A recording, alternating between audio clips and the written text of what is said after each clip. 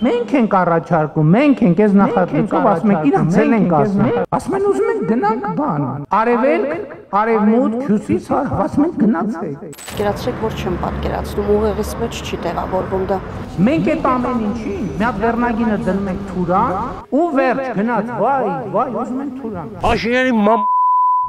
Ինչ է ասում Հայաստանի վարչապետը Ստամբուլից։ Երևանում լսել են ու կորցրել խոսքի կոռեկտության սահմանը։ Անհնար է սթափ պահել ուղեղը, երբ լսում ենք Նիկոլ Փաշինյանին, ասում են մարդիկ։ Ինչպես թե ինքնառաջարկում է Թուրքիային Հայաստանի տարածքը ու հեգնում Թուրանի մասին հիշեցնողներին։ Վարչապետը չի պատկերացնում, որ հետո կարող է ինչ լինի։ Թող գնան գանիքի, վատա դա։ Շատ վատ բան կա։ Հայաստանի տարածքը թուրքական բեռնափոխադրումների առաջ բացող Հայաստանի վարչապետին պատմական փաստերով է հակադարձում պատմական գիտությունների դոկտոր պրոֆեսոր Խաչատուր Ստեփանյանը։ Փաշինյանը կամ չգիտի պատմությունը, կամ ձևացնում է, թե չգիտի։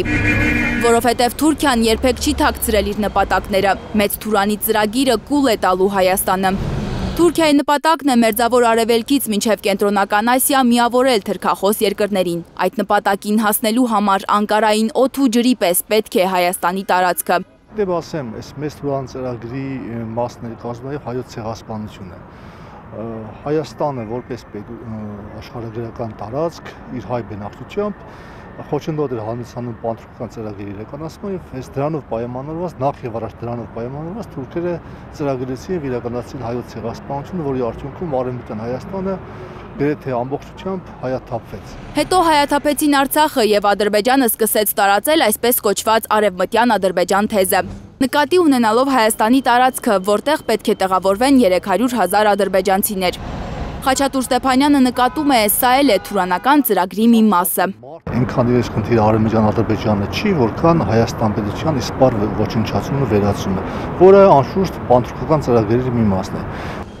Արցախի հայաթափումից հետո Մեծ Թուրանի մասին սկսել է ավելի ակտիվ խոսել թուրքական քարոզչամեքենան եւ ոչ մի խոսք այն մասին, թե Հայաստանը որպես անկախ պետություն շարունակելու է իր գոյությունը, որի տարածքով անխոչնդոտ անցնելու են թուրքական բեռները։ Հայաստանի վարչապետը իր խաղաղություն խաչմերուկ նախագծով փորձում է համոզել, թե Հայաստանի հասարակությունը սխալ է հասկանում թուրանական ծրագրի իմաստը։ Իբր Անկարայի ու Երևանի ցանկությունները նույնն են՝ առևտուր անել ու զարգանալ։ Թվացյալ շահերը, որ պետք է գան առևտուր անեն եւ այլն, դրանք պարզապես եթե լինել այս ռոպեական շահերը լինելու եւ